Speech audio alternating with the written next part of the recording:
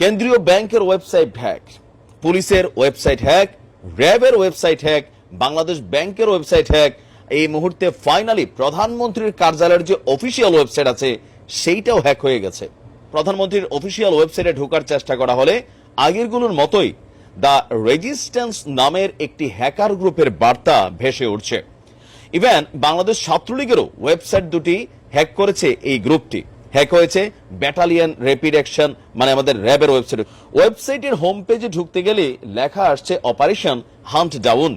সেখানে কোটা সংস্কারের দাবিতে আন্দোলনরত শিক্ষার্থীদের পক্ষে অবস্থান নিয়ে বলা হয়েছে স্টপ কিলিং স্টুডেন্টস বা শিক্ষার্থী হত্যা বন্ধ করো। কোটা সংস্কার আন্দোলনে সম্পৃক্ত হতে সাংবাদিক, হেকার, সাধারণ মানুষদের প্রতি আহ্বান জানানো হয়েছে। একই সঙ্গে সব রাজনৈতিক দল, ইসলামিক গ্রুপগুলিকেও এই আন্দোলনে সম্পৃক্ত হওয়ার আহ্বান জানিয়েছে এই অনলাইন হ্যাকাররা। বাংলাদেশ ব্যাংকের পক্ষ থেকে দাবি করা হচ্ছে তাদের ওয়েবসাইট হ্যাক হয়নি, কারিগরি ত্রুটির কারণে এদের লজ্জা থাকা উচিত। এদেরকে আসলে পায়ে থাকা যে কি আছে আমাদের রূপসা, দুই ফিতার, এগুলা দিয়ে মাঝে মাঝে আদর করা উচিত। যখন বাংলাদেশ ব্যাংকের রিজার্ভ গায়েব হয়ে গেছে এরা তখন ওইগুলা বলছে কারিগরি, মানে ছাগলের 3 নাম্বার ছাওয়ের মতন এরা আমাদেরকে মনে করে। তো আমরা যতটুকু বুঝি যে আমাদের পোলাপাইন যারা হ্যাকিং গ্রুপ কাজ করে এরা কিন্তু মাঠে নামছে, বোঝা গেছে।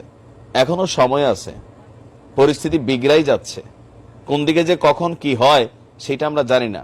যেভাবে আজকে সারাদিনও মানুষ মরছে, পুলিশ মরছে, র্যাব মরছে, কারাগার জ্বালাই দিচ্ছে মানুষ। 1971-এর পর এমন দৃশ্য বাংলাদেশ কখনো দেখে নাই।